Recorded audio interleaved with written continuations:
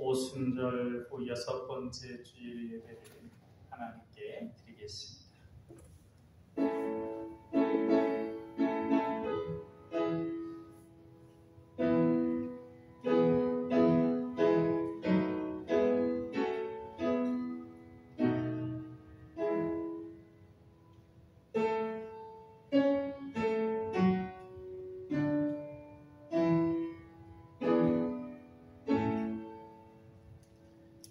너희는 여호와 우리 하나님을 높여 그의 발등상 앞에서 경배할지어다.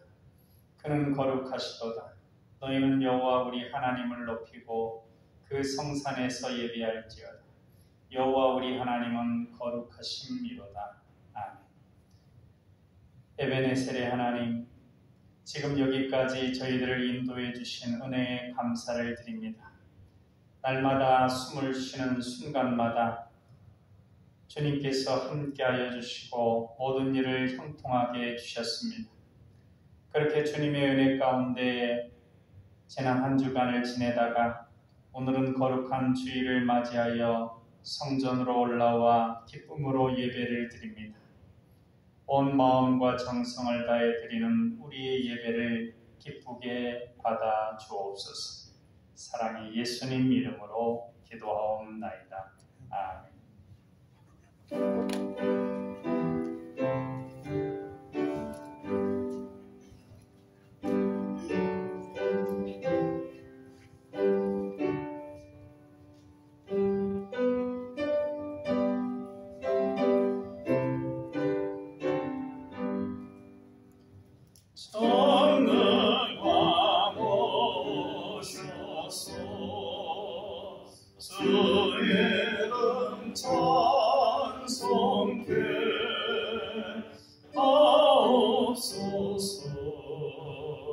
영광과 권능의 성모여 오셔서 우리를 다스려 주옵소서. 강세간 성자여 오셔서 기도를 들으소서. 택하신 백성들 복 내려 주시고 거룩한 마음을 주옵소서. 위로의 주 성령 오셔서 긍정도 주옵소서. 전능한 주시여 각 사람 마음에서 떠나지 마시고 계십소서. 성삼위일체계 한없는 찬송을 드립니다. 존귀한 주님을 영광 배우고 영원히 모시게 하옵소서.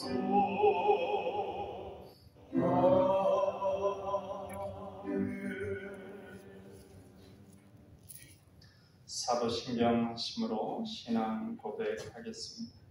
나는 전능하신 아버지 하나님 천지의 창조주를 믿습니다. 나는 그의 유일하신 아들 우리 주 예수 그리스도를 믿습니다. 그는 성령으로 잉태되어 동정녀 마리아에게서 나시고 본디오 빌라도에게 고난을 받아 십자가에 못 박혀 죽으시고 장사된 지 사흘 만에 죽은 자 가운데서 다시 살아나셨으며 하늘에 오르시어 전능하신 아버지 하나님 우편에 앉아 계시다가 거기로부터 살아있는 자와 죽은 자를 심판하러 오십니다. 나는 성령을 믿으며 거룩한 공교회와 성도의 교제와 죄를 용서받는 것과 몸의 부활과 영생을 믿습니다. 아멘. 하나님 말씀 성시낭독은 시편 89편 20절로 26절까지 말씀입니다. 우리 같이 받들어 읽겠습니다. 내가 내 종 다윗을 찾아내어 나의 거룩한 기름을 그에게 부었도다. 내 손이 그와 함께하여 견고하게 하고 내 발이 그를 힘이 있게 하리로다. 원수가 그에게서 강탈하지 못하며 악한 자가 그를 곤고하게 못하리로다. 내가 그의 앞에서 그 대적들을 박멸하며 그를 미워하는 자들을 치려니와 나의 성실함과 인자함이 그와 함께하리니 내 이름으로 말미암아 그의 뿔이 높아지리로다. 내가 또 그의 손을 바다 위에 놓으며 오른손을 강들 위에 놓으리니 그가 내게 부르기를 주는 나의 아버지시요 나의 하나님이시요 나의 구원의 바위시라 하리로다. 아멘. 비전선언 같이 하시겠습니다. 우리는 하나님의 사랑받는 자녀요 왕같은 제사장이다. 우리는 능력 주시는 주 예수님 안에서 모든 것을 할 수 있다. 우리는 우리의 꿈을 이름으로 하나님 나라를 확장하고 하나님의 뜻을 이루어드리며 하나님께 영광 돌리는 삶을 산다. 우리는 믿음의 성숙과 사랑의 섬김과 복음 전도를 통하여 우리의 하나님 자녀다운 명예를 드높이길 원하시는 아버지 하나님과 영원토록 함께하며 즐거워한다.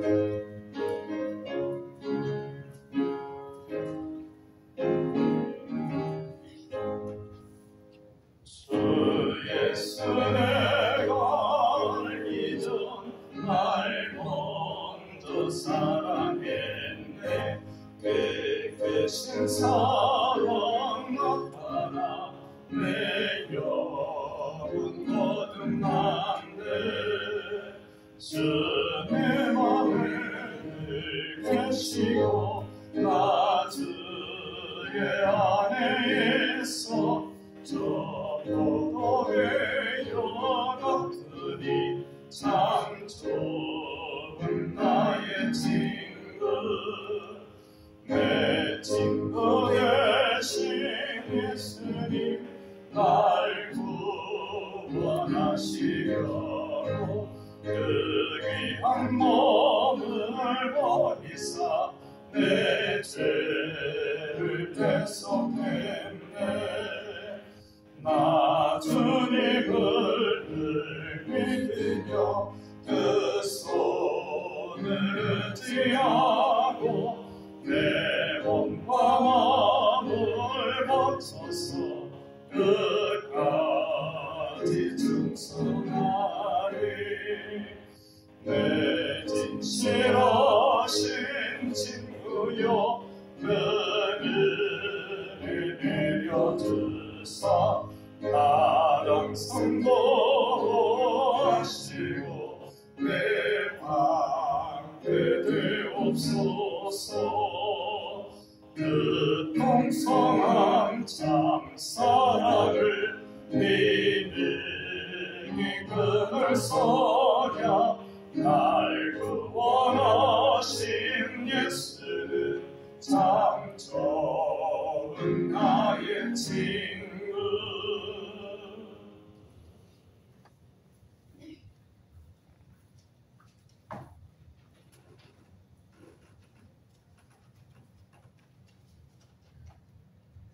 사랑의 주님, 지난 한 주간도 주님을 의지하지 못하고 말씀에 순종하지 못한 저희 삶을 용서해 주옵소서.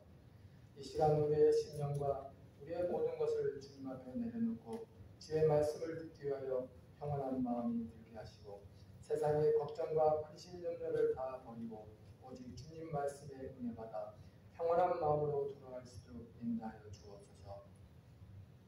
오늘은 74주년 제헌절입니다. 우리나라가 1948년에 헌법을 제정 공포한 날, 헌법이 발표됨으로 대한민국이 한 개인의 나라가 아니며 한 개인을 위한 자주주의 나라가 아닌 오직 모든 사람들 앞에 공평한 법이 될 수 있으며 부유하고 가난한 사람들에게도 법 앞에 모든 국민이 평등하게 처벌받게 되어 있습니다.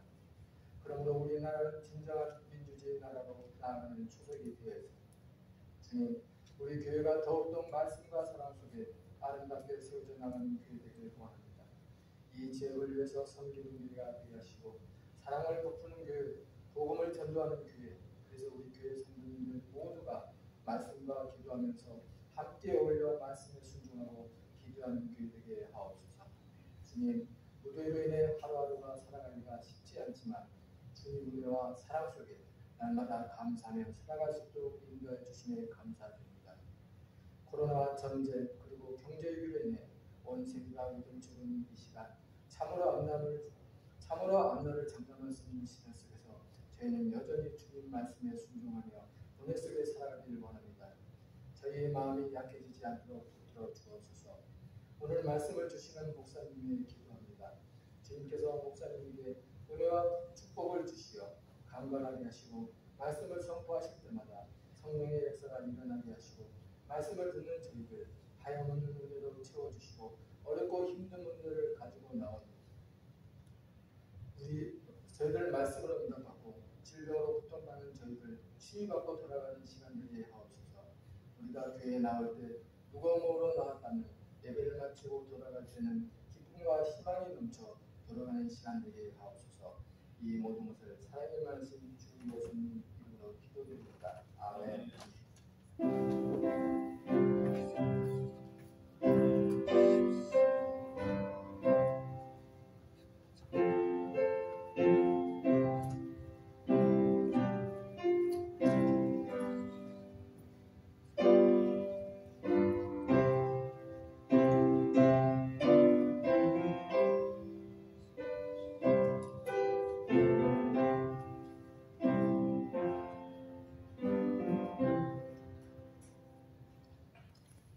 이 시간 우리에게 주시는 하나님 말씀은 마태복음 19장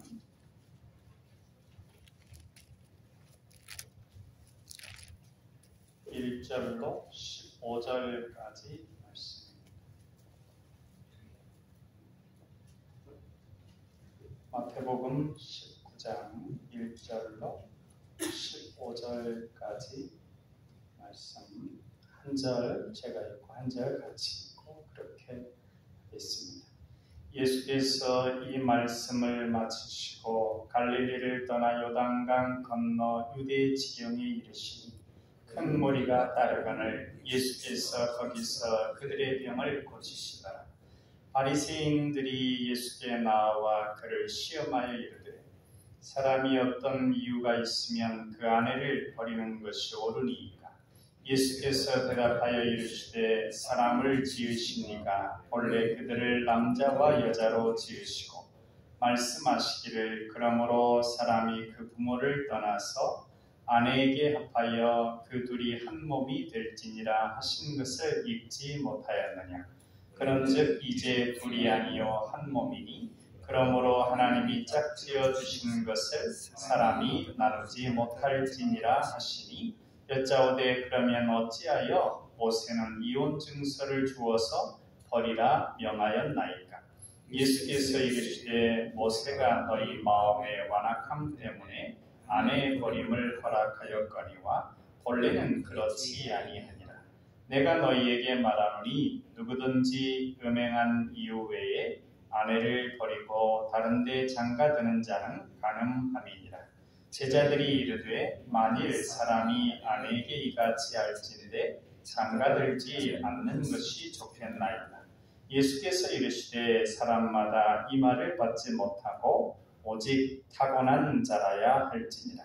어머니의 태로부터 된 고자도 있고 사람이 만든 고자도 있고 천국을 위하여 스스로 된 고자도 있도다. 이 말을 받을 만한 자는 받을지어다.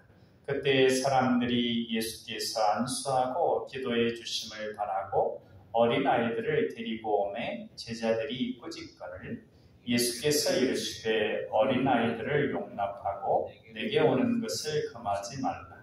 천국이 이런 사람의 것이니라 하시고 그들에게 안수하시고 거기를 떠나시니라. 아멘. 노벨 평화상을 받은 마더 테레사에게 세상에서 가장 시급한 일이 무엇이냐고 기자가 인터뷰를 했습니다. 그러자 그녀가 빨리들 집으로 돌아가셔서 자녀들을 돌보세요 라고 했다고 합니다. 오늘은 우리에게 주신 본문 말씀을 통해서 건강한 가정을 이루도록 주시는 말씀 살펴보도록 하겠습니다. 두 가지 말씀인데요. 첫 번째로는 하나님께서 건강한 가정을 이루는 첫 번째로 부부간에 사랑하며 가정을 지키라는 것입니다.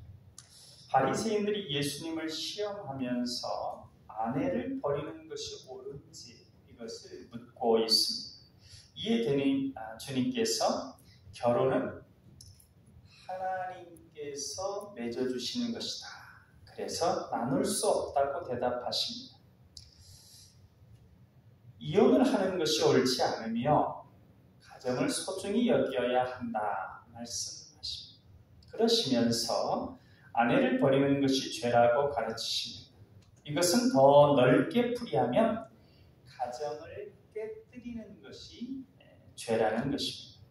가정을 소홀히 하면 하나님께서 우리에게 주시는 큰 은혜의 통로요 복을 소홀히 하는 것입니다.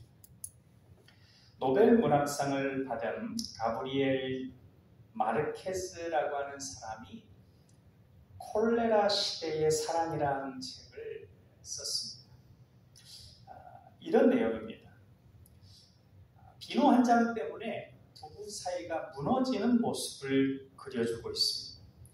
욕실에 비누와 화장지와 타월을 챙기는 일은 아내가 하기로 그렇게 정했는데 어느 날 아내가 욕실에 비누 꺼내는 것을 깜빡 잊어버렸습니다. 그러면 아내가 바쁘거나 피곤하거나 깜빡해서 못 채워놨으면 남편이 해도 될 것인데 그렇지를 않았습니다. 그것을 본 남편이 비누 없이 목욕하는 것이 벌써 일주일째라고 이렇게 과장하면서 말하고 아내의 마음을 상하게 했습니다. 상대방의 자존심을 건드리게 되었습니다. 그로 인해 말다툼이 시작되고 부부 사이의 불화가 깊어지게 된 것입니다. 그때부터 7개월 동안 갑방을 쓰고 식사할 때도 말 한마디 하지 않고 냉전을 하면서 부부 사이가 무너지는 그것을 보여주는 그런 책입니다. 부부간에 한 사람이라도 서로 자존심을 버리고 용서해주고 서로의 잘못했던 것을 덮어줬으면 그런 불행을 겪지 않았을 것입니다. 큰 문제도 아니고 작은 문제를 자존심 때문에 덮어주지 못하다가 가정이 깨어지는 경우가 너무 많기 때문에 부부가 한 몸으로 연합해서 그러한 것을 서로 덮어주어야 건강한 부부가 됩니다. 건강한 가정이 됩니다. 하나님께서 최초로 만드신 제도는 가정입니다. 교회를 만들기 이전에 가정을 만들었습니다. 하나님께서는 아담이 독처하는 것을 안타깝게 보셨습니다. 창조하신 모든 것을 보실 때 다 좋으셨지만 아담이 독처하는 것은 좋아 보이지 않았습니다. 그래서 가정을 이루게 하신 것입니다. 그리고 그 가정은 아담이 원하여서 하와를 선택한 것이 아닙니다.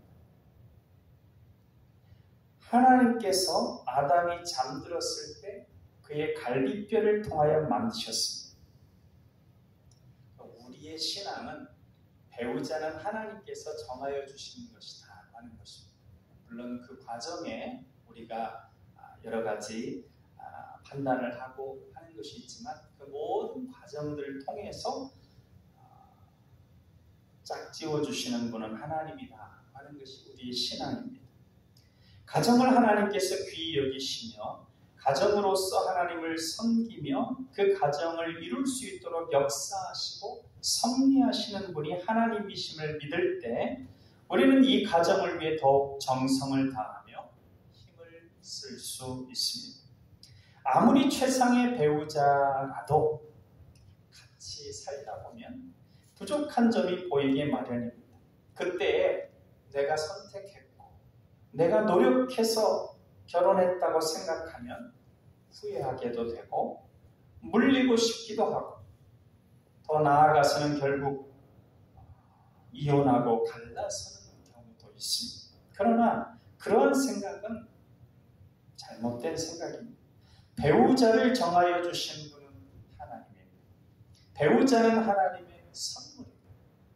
그러기에 부족한 점이 있거나 가정생활을 하는데 어려운 점이 있으면 그곳에 하나님의 뜻이 있을 것을 믿어야 합니다. 이 어려움을 이겨나가는 것이 하나님께서 주신 사명으로 받아들여야 합니다. 결혼의 제도와 배우자의 선택은 인본주의적이고 쾌락적이고 이기주의적 관점에서 보기 때문에 결혼을 통하여 행복을 누리지도 못하고 현대의 가정들이 조그마한 어려움만 닥쳐도 깨지게 되고 그를 통해서 수많은 자녀들이 거룩함을 형성할 울타리, 그 가정이라고 하는 그 울타리를 잃어버리고 사단의 노예가 되어가고 있습니다. 우리는 부모에 대해서 좋든 나쁘든 또는 자녀에 대해서 좋든 나쁘든 하나님께서 가족으로 엮어주신 그런 존재로 여기고 감당합니다. 배우자도 마찬가지입니다. 우리가 하나님을 섬기고 하나님의 섭리하심을 믿는다면 가정에 대해서도 그러한 하나님의 섭리를 믿어야 합니다. 이것을 깨려고 하고 이것을 흐트러뜨리는 많은 사상들이 사단적인 것은 하나님께서 기뻐하시는 아름다운 가정의 목적이 거룩한 후손을 통하여 하나님 나라를 확장하는 것이기 때문입니다. 우리가 이런 마음으로 배우자에 대해서 가족에 대해서 소중히 여기고 그것을 하나님 앞에서의 사명으로 알고 정성을 다할 때 우리 가정이 건강한 가정이 되는 것입니다. 어떤 충격이 와도 웬만해서 흔들리지 않는 그런 가정이 됩니다. 두 번째로 하나님께서 우리 가정이 건강한 가정이 되도록 주시는 말씀은 자녀를 귀히 여기라는 말씀입니다. 주님께서 가정에 대해서 말씀하실 때 본문 말씀에 보면 사람들이 어린아이를 데리고 와서 예수님에게 안수하고 기도해 주시기를 구했습니다. 제자들은 또 당시 아이들을 무시하는 풍조를 따라서 요즘하고는 비교할 수가 없죠. 우리나라도 그렇지만 유대 땅에도 과거에 이 예수님 시대만 해도 어린아이들을 숫자로도 치지 않고 그렇게 했던 그 무시하는 풍조가 있었는데 그 풍조에 따라서 기도해달라고 하니까 박았습니다. 주님은 이에 대해서 어린아이들을 막지 말라 이렇게 말씀하시면서 천국은 어린아이들 같은 이들의 것이라고 말씀하셨습니다. 그리고 어린아이들을 소중하게 품에 안고 안수하셨습니다. 우리나라도 예수님의 복음을 받아들이기 전에는 아이들과 여인들이 무시받았을 뿐 아니라 양반과 천민의 계급제에 의해서 차별을 받았습니다. 수천 년 동안 무너지지 않던 태습이 예수님의 복음으로 깨지면서 우리 민족은 놀라운 발전을 하게 됩니다. 모든 계급이 무너지고 여성에 대한 천대와 어린이에 대한 무시가 상당히 개선되었습니다. 그리고 복음 전파와 함께 그러한 가르침이 더욱 깊이 전해지고 있습니다. 그러나 아직도 우리 문화 속에 여전히 들어있는 여성에 대한 부정적인 평가와 역할 규정, 어린이들에 대한 존중의 부족 등은 많이 있습니다. 고쳐야 될 부분들이 많이 있죠. 우리는 예수님의 가르침을 묵상하면서 가정을 소중히 여기고 배우자에 대하여, 자녀들에 대하여 더욱 정성을 다할 수 있어야 하겠습니다. 옛날에는 가족을 생각하는 것, 그 중에 또 자녀들을 생각하는 것보다는 더 앞선 것들이 많았습니다. 특히 가장들에게 있어서는. 그러나 그렇지 않다는 것이죠. 하나님과의 개인적인 신앙관계, 그것은 첫째라고 한다면 그 다음은 가족이죠. 그러한 인식의 전환이 필요합니다. 한 역사가의 고백입니다. 이제 어떤 좀 우리가 부족하게 볼 수 있는 그런 어떤 인식, 좀 바꿔줘야 된다고 생각하는 그런 인식을 가졌던 사람인데, 외교관이라는 직업을 가진 남자였습니다. 그는 일에 쫓겨서 외국 출장도 잦고, 그래서 아이들에게 신경을 잘 쓰지 못했습니다. 그는 직장에 대해서는 충실했지만 가정에 대해서는 별로 충실하지 못한 그런 남자였습니다. 어느 날 모처럼 하루 쉬는 날이 되었습니다. 휴일이 되어서 그는 생각을 했습니다. 오랜만에 낮잠이나 잘까. 그리고 나서 미루었던 책이나 몇 권 봐야 되겠다. 이렇게 생각을 했습니다. 아내는 이렇게 얘기합니다. 그러지 말고 오랜만에 시간 났는데 아이들하고 밤이라도 한번 쏘이고 오세요. 아이들하고 낚시질 한번 가면 어떻겠어요? 아내는 다그치고 아이들은 좋아하고 졸라댑니다. 그래서 아이들과 아내의 성화에 져가지고 아이들과 함께 낚시를 갔습니다. 아이들은 좋아라고 하면서 마음껏 뛰놀며 하루를 즐겼습니다. 그리고 돌아와서는 이 아버지는 일기장에 이렇게 썼습니다. 소중한 하루를 낭비해버렸다. 그런데 중요한 것은 그 아들입니다. 그는 커서 역사가가 되었는데 그의 어린 시절을 회상하며 자신이 쓴 일기장을 공개한 부분이 있는데 이렇게 써 있었습니다. 그날에 대해서, 아버지가 소중한 하루를 낭비했다고 한 그날에 대해서 아들은 이렇게 썼습니다. 오늘은 아버지와 함께 낚시를 갔다 왔다. 나의 일생에 가장 기쁘고 행복한 날이었다.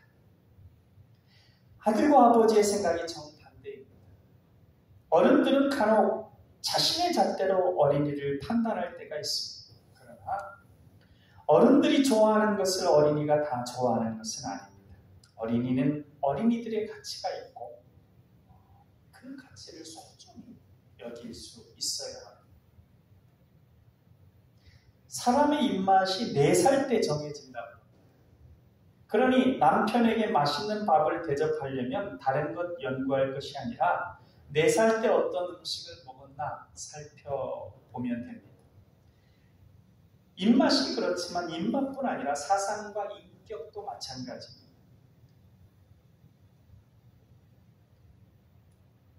입맛이 형성되던 때 그 인상대로 일생을 살아가는 일생에 영향을 미칩니다.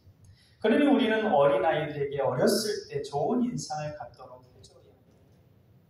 그들이 좋은 마음가짐을 가질 수 있게 해주어야 합니다. 그들에게 사랑의 마음, 믿음의 마음, 따뜻한 가정의 소중함을 가질 수 있게 해주어야 합니다. 문화인류학이라고 하는 학문이 있습니다. 거기에는 이렇게 말합니다. 사람은 40이 지나면 4살 때 먹던 입맛으로 돌아간다. 무엇을 보았는지, 무엇을 들었는지, 무엇을 느꼈는지, 무엇을 맛보았는지 하는 것이 일생을 좌우하게 된다는 것입니다. 부모가 어렸을 때부터 자녀를 사랑하며 축복해 주어야 합니다. 그렇게 어렸을 때부터 복을 받고 용납받으며 살면 그들은 한평생 자신을 용납받는 존재, 축복받는 존재로 알게 됩니다. 유대인들이 매년 노벨상의 한 60%가량을 차지하죠. 다들 공통되게 자녀 교육의 비결을 이야기합니다. 그 유대의 자녀들을 향한 중요한 풍습이 있는데 그 지방에 새로운 손님이 오면 부모들은 오늘 본문에 나온 것처럼 자녀들을 데리고 와서 말씀을 듣고 그 손님의 말씀을 듣고 축복 기도를 받는 것입니다. 손님은 대부분 말씀을 가르치는 랍비나 선지자를 일컫습니다. 그렇게 훌륭한 분을 존경하게 하고 그분의 말씀을 듣고 축복을 받게 하면서 인생의 가치관을 가지게 해주는 것입니다. 이런 이스라엘의 교육 철학이 세 가지로 정리될 수 있는데 첫째는 하나님을 가르치는 것이죠. 하나님을 알아야 바른 인생관, 세계관을 가지게 된다는 것을 알기에 하나님을 가르칩니다. 이 하나님께서 자신들을 사랑하시며 창조하셨으며 나의 나됨은 그분의 선물이라고 하는 것을 가르칩니다. 둘째로는 모델을 보여주는 것입니다. 위대한 모델을 보여주고 따르게 할 뿐만 아니라 가까운 데서 존경할 모델을 찾아줍니다. 이것이 잘 되게 하기 위해서는 칭찬을 많이 해줘야 한다고 합니다.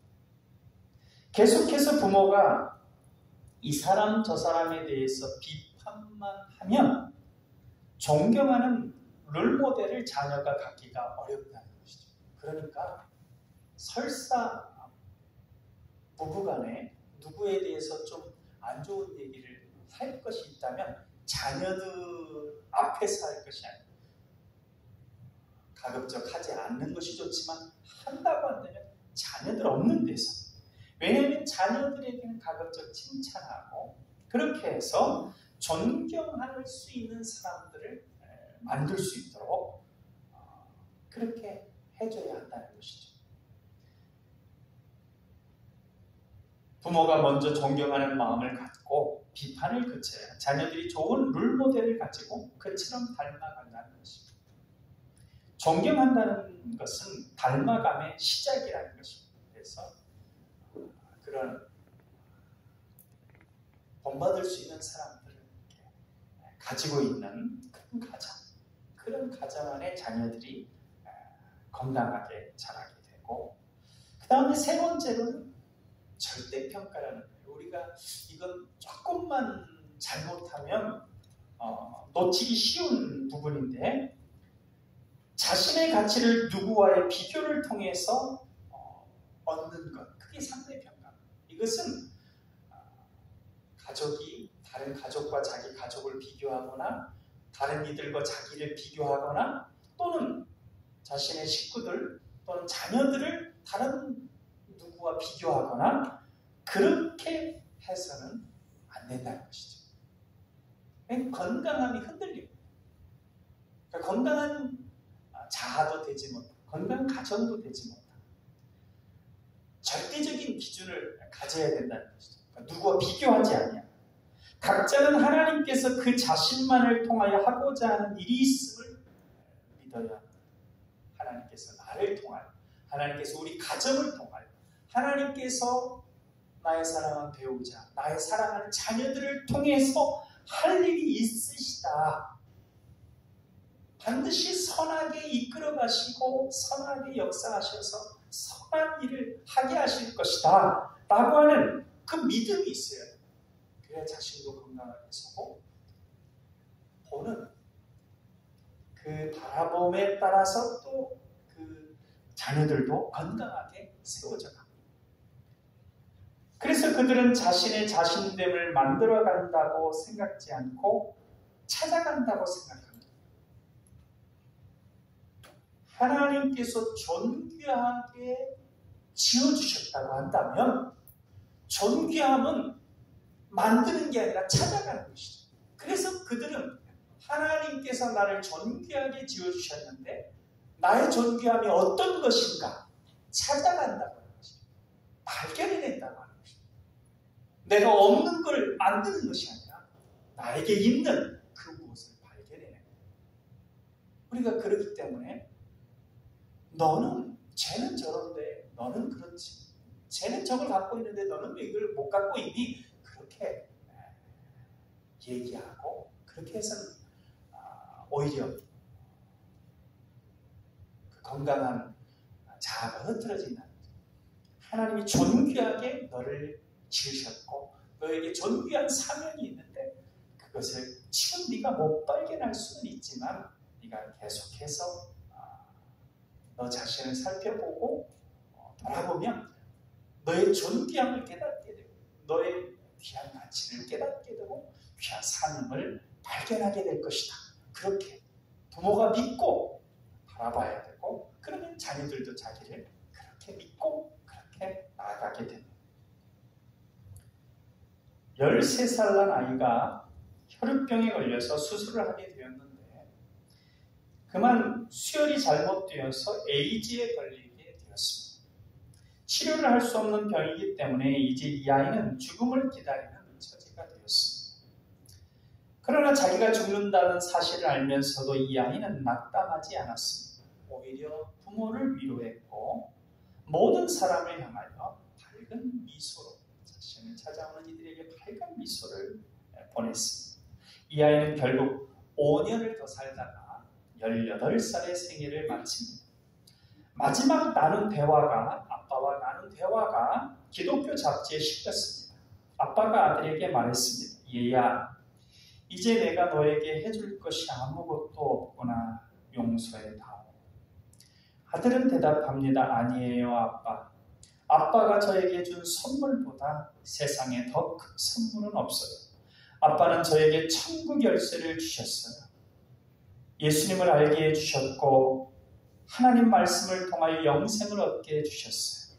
이보다 위대한 선물이 어디 있겠어요? 미국의 윈 화이트라고 하는 소년의 이야기입니다. 하나님께서 우리 가정을 건강한 가정이 되도록 부부간에 사랑하며 가정을 지키라고 자녀를 귀히 여기라는 그런 말씀을 주셨습니다. 우리가 이 말씀 가운데 우리 가정에 적용할 부분이 어떤 부분인가? 그것을 이렇게 적용할 때 우리 가정이 더욱 건강한 가정, 더욱 행복한 가정이 될 것입니다.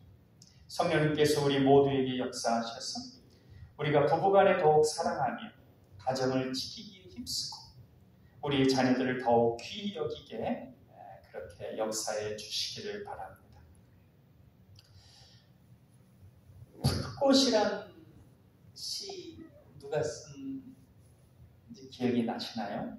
이 불꽃이라는 시로 널리 알려진 시인이 있죠. 나태주 시인입니다. 이런 시죠. 긴 시도 아닙니다. 자세히 보아야 예쁘다. 오래 보아야 사랑스럽다. 너도 그렇다. 이 나태주 시인은 시골 초등학교 교장으로 은퇴를 하셨습니다. 그런 분답게 중절모가 어울리는 시골 할아버지 그 시집 같은데 나온 딱 보면은 완전히 중절모 쓰고 시골 할아버지 모습입니다. 이 나태주 시인이 쓴 서점에 가면 아주 굉장히 시집이 굉장히 많이 나와 있습니다. 나태주 시집이 많이 나와 있는데 이 시인이 쓴 시 중에 최근에 알게 된 하나 시가 있는데요.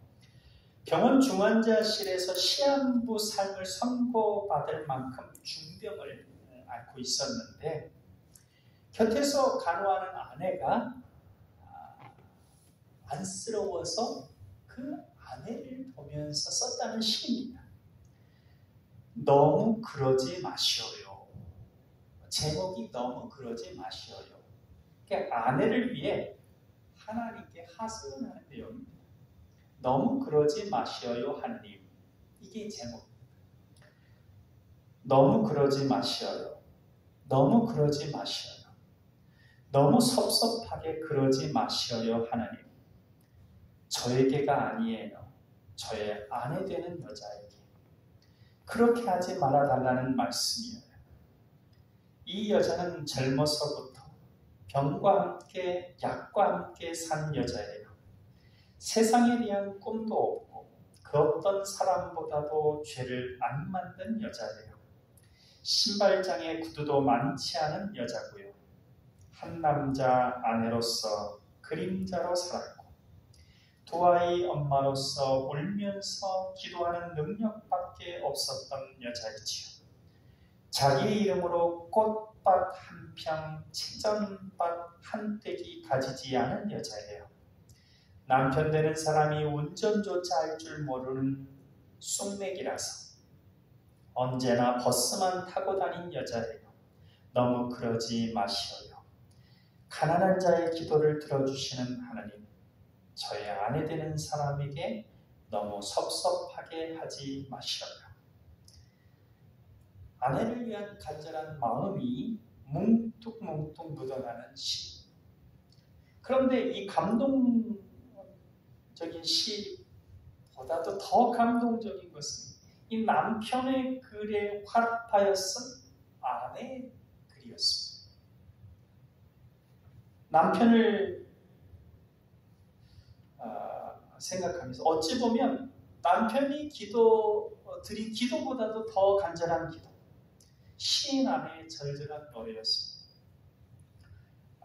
제목이 너무 고마워요 입니다.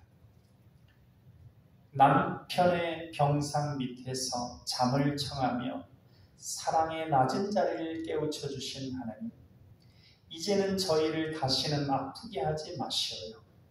우리가 모르는 우리의 죄로 한 번의 고통이 더 남아있다면, 그게 피할 수 없는 우리의 것이라면 이제는 제가 병상에 누울게요 하나님. 저 남자는 젊어서부터 분필과 함께 몽땅 연필과 함께 산 시골 초등학교 선생이었어요. 시에 대한 꿈 하나만으로 염소와 노을과 풀꽃만 욕심내온 남자예요. 시 외의 것으로는 화를 내지 않는 사람이에요. 책꽂이에 경영이니 주식이니 돈 버는 책은 하나도 없는 남자고요. 제일 아끼는 거라곤 제자가 선물한 만년필과 그간 받은 편지들과 외갓집에 대한 추억뿐이에요. 한 여자 남편으로 토방처럼 배고프게 살아왔고 두 아이 아빠로서 우는 모습 숨기는 능력밖에 없었던 남자지요.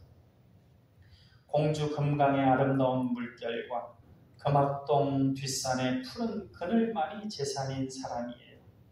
운전조차 할 줄 몰라 언제나 버스만 타고 다닌 남자예요.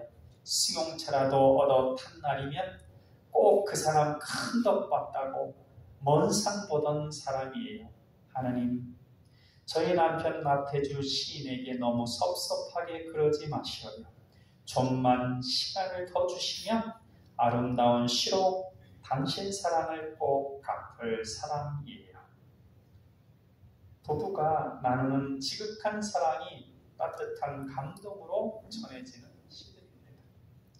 한 번의 고통이 더 남아있는 것이라면 이제는 제가 병상에 누울게요라는 기도 앞에서는 눈시울이 뜨거워집니다. 하나님의 마음을 어찌 헤아릴 수 있겠습니까마는 하나님께서도 이만한 기도는 물리치기가 아무래도 어려울 것 같다는 생각이 듭니다. 이토록 순박하고 아름다운 사랑이 우리 곁에 있습니다. 세상에서 가장 아름다운 사랑은 가장 가까운 곳에 있습니다. 이러한 사랑이 우리 남간 가족들의 사랑 되기를 주님의 이름으로 축원합니다. 기도하겠습니다. 사랑의 하나님, 우리를 사랑하사 가정을 주시고 사랑하는 배우자와 자녀를 허락해 주셨음에 감사를 드립니다. 주님의 사랑에 감사하며 아름답고 순박한 사랑을 이루어가는 우리 모든 남강의 가정들 되게 하여 주옵소서. 사랑의 예수님 이름으로 기도하옵나이다. 아멘.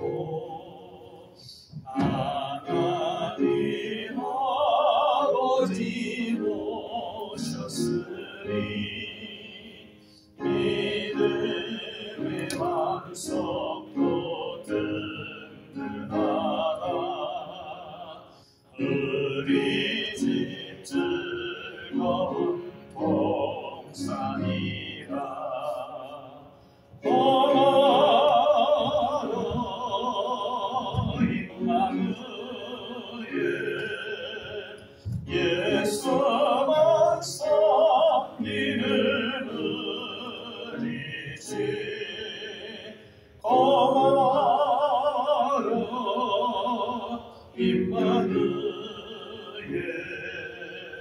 복되고 즐거운 하루하루 어버이 의리를 보이시고 동기들 사랑에 뭉쳐있고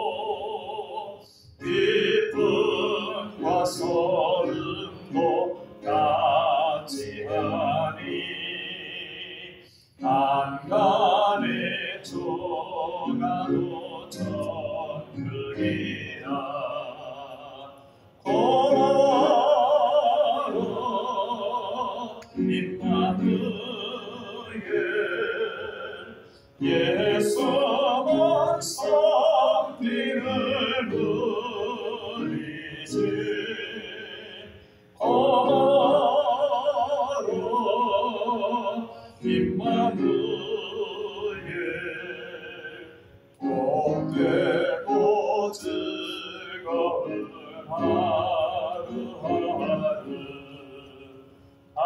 아침과 저녁에 수고하여 다같이 예란을 온 친구가 한 쌍에 둘러서 먹고 마셔 여기가 우리의 낙원이라 고마워 임마누엘 예수만 섬기는 우리지 고마워 임마누엘 복되고 즐거운 하루하루 교회 소식을 안내해드리겠습니다. 말씀에 붙잡혀서 하루를 시작하고 말씀으로 하루를 마무리하는 복된 삶이 되도록 새벽 말씀 묵상과 저녁 성경 통독을 잘 할 수 있기를 바랍니다. 경제적인 여건이 많이 어려운 때입니다. 이럴 때일수록 더욱 주님을 의지하고 기도에 힘써서 주님 은혜를 체험하시기 바랍니다. 감사합니다. 우리 앞뒤로 인사 나누시겠습니다. 사랑합니다. 평안하시고 강건하세요. 기도하겠습니다. 그러므로 무엇이든지 남에게 대접을 받고자 하는 대로 너희도 남을 대접하라. 이것이 율법이요 선지자니라. 아멘. 우리가 대접을 받고자 하는 대로 대접하라고 말씀하신 하나님 아버지, 하나님을 대접하려는 마음으로 영혼을 봉헌하게 하심을 감사드립니다. 주님께서 우리의 생사화복을 주장하시는 줄로 믿사오니 우리의 삶 전체에 하나님을 주인으로 모시고 주님의 말씀대로 섬기고 나누면서 살도록 인도하여 주옵소서. 우리가 주님의 구원 사역의 상속자라 여기며 11조를 드립니다. 하나님의 나라와 의를 위해 헌신할 때 마음과 생각에 기쁨과 평화가 넘쳐나게 하옵소서. 주신 재물 위에 가정의 평강으로 채워주신 은혜에 감사드리며 주일 헌금을 드립니다. 일상의 모든 것에 베풀어 주신 은혜에 대한 감사의 마음을 담아 감사 예물을 드립니다.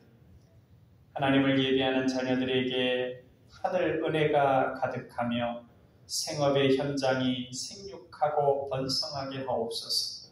생명을 살리는 아름다운 씨앗이 되기를 바라면서 컴패션 선교 헌금을 드립니다.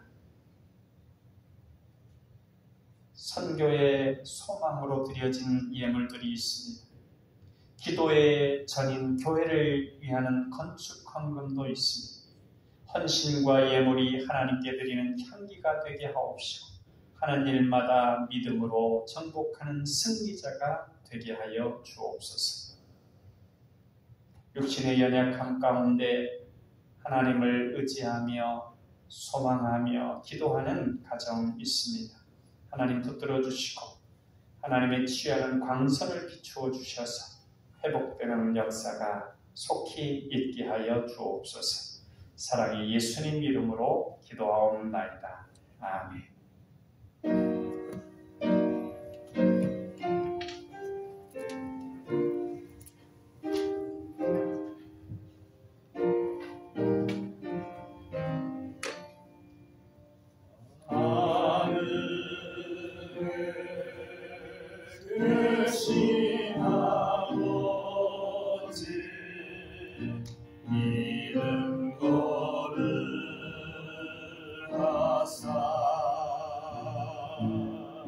주님 나라 깨마시고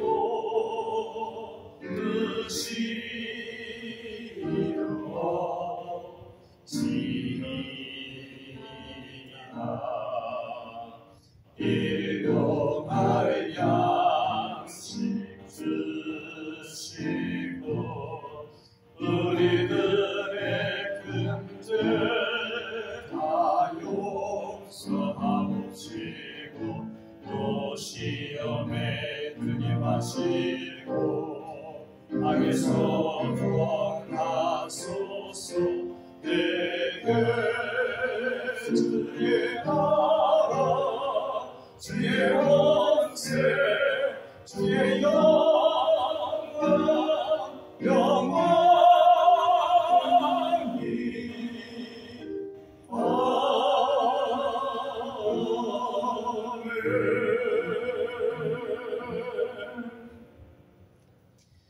이제는 우리 주 예수 그리스도의 은혜와 아버지 하나님의 사랑하심과 성령님의 감화, 감동, 교통, 역사하심이 건강한 가정으로 하나님 모시기에 아름다운 천국 같은 가정을 이루기를 소망하는 우리 사랑하는 남가의 가족들 머리머리 이제로부터 영원토록 함께 계시기를 간절히 축원하옵나이다. 아멘.